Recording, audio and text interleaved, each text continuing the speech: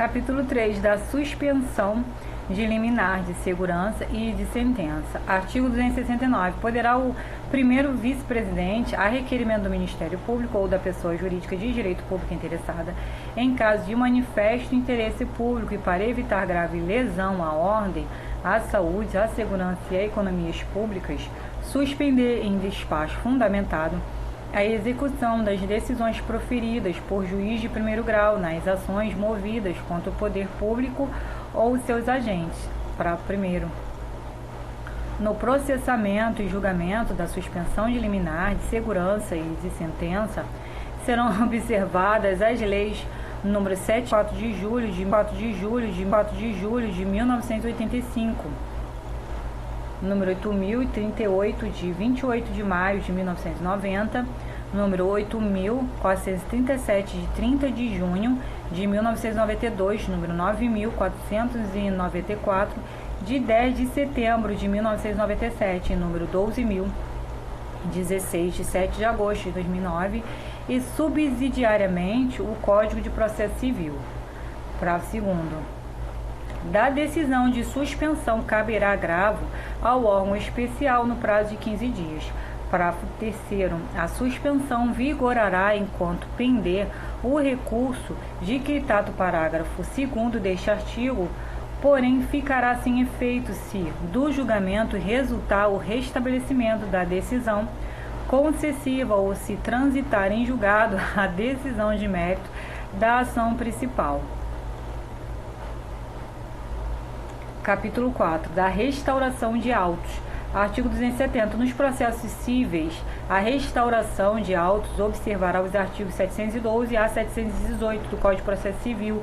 Parágrafo único. O relator determinará a baixa do incidente ao juízo de origem quando o desaparecimento dos autos tiver ocorrido depois da produção de provas, a fim de ser restaurados os atos nele praticados. Artigo 271. Em matéria criminal, serão observados os artigos 541 a 548 do Código de Processo Penal. Parágrafo único. Os processos criminais serão restaurados em primeiro grau, excepcionando-se aqueles de competência originária do Tribunal de Justiça. Artigo 272. Achando-se a causa em face de interposição de recurso especial ou extraordinário, a restauração de autos será processada pelo segundo ou pelo terceiro vice-presidente, julgada pela Câmara de Recursos de Delegados, nos termos deste regimento. Capítulo 5 do incidente de resolução de demandas repetitivas. Artigo 273. No processamento e julgamento do incidente de resolução de demandas repetitivas serão observados os artigos 976 e seguintes do Código de Processo Civil. Artigo 274. O acórdão de admissão do incidente de resolução de demandas repetitivas conterá a delimitação objetiva da questão jurídica a ser dirimida e, sempre que possível, a indicação dos dispositivos legais aplicáveis. Artigo 275. Quando o incidente de resolução de demandas repetitivas for instaurado de ofício pelo relator, os autos serão redistribuídos a outro desembargador integrante do órgão com competência para o processamento e julgamento do incidente, nos termos deste regimento. Parágrafo 1º. Admitido o incidente, o órgão colegiado incumbido de julgá-lo e de fixar a tese jurídica julgará igualmente o recurso, a remessa necessária ou o processo de competência originária de onde se originou o incidente sob a relatoria do novo relator. Parágrafo 2º. Caso o incidente não seja admitido, o processo será devolvido para o relator e o órgão julgador originários.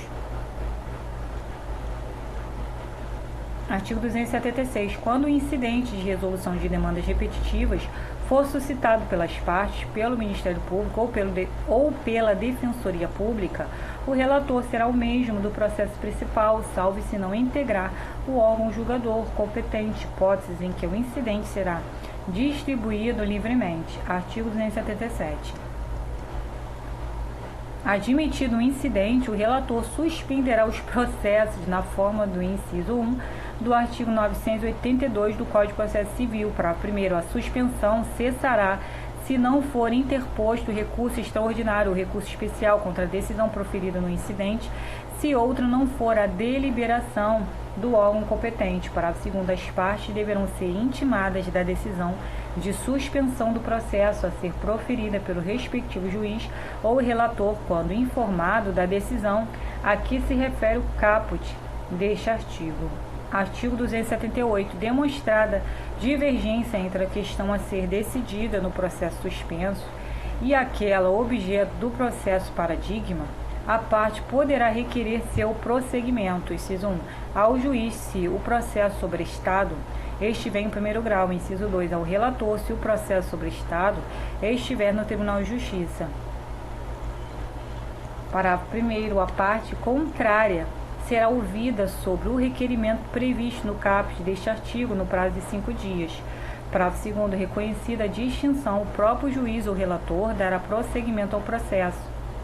Parágrafo 3º. Da decisão que resolver o requerimento a que se refere o caput deste artigo caberá, inciso 1, agravo de instrumento se o processo estiver em primeiro grau e, inciso 2, agravo interno se a decisão for do relator.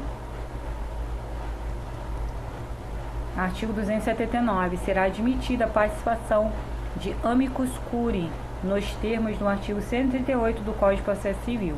Artigo 280. O acórdão do julgamento de mérito do incidente de demandas repetitivas identificará a tese jurídica firmada sobre a forma de enunciado.